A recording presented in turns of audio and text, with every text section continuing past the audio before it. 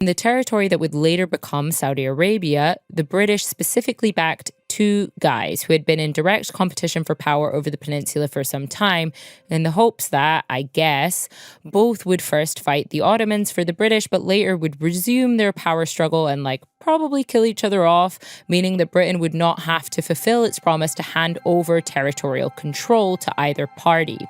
It's this real playing both sides, divide and conquer approach to foreign policy strategy that has been very typical of British imperialism. So one guy was a guy called Hussein bin Ali, and the other guy was a guy called Ibn Saud.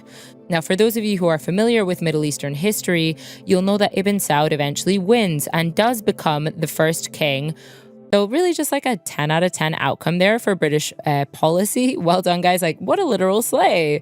But yeah, this tactic is pretty much British Imperialism 101. Basically, they'll just go in and promise competing factions to the world in order to get what they want, whilst sowing as much chaos and division into a territory as possible, so that the people of that territory won't be able to effectively unite enough to oppose British imperial rule once Britain has achieved its desired outcome.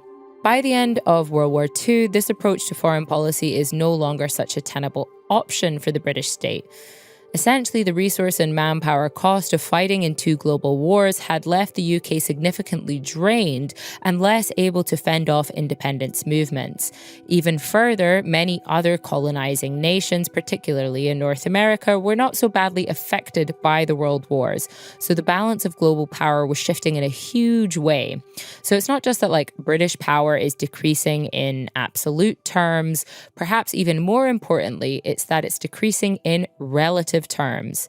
And this context means that when Canada, a former British colony, passes its first Nationality Act in 1946, meaning in effect that the Canadian people would no longer be classed as British subjects, but as this new category of Canadian citizens, Britain totally fucking shits itself. So this leads the British political establishment to do something that they would later very much regret and pass a bill called the British Nationality Act in 1948. So this act created the legal category of citizen of the United Kingdom and colonies, which essentially granted all colonial subjects equal rights to live and work in the UK as those who were born on the British mainland. Now, in many ways, this act doesn't actually introduce anything new. There was already free movement in practice within the British imperial system, and colonial subjects could already move to the UK without too much hassle if they had the money to do so.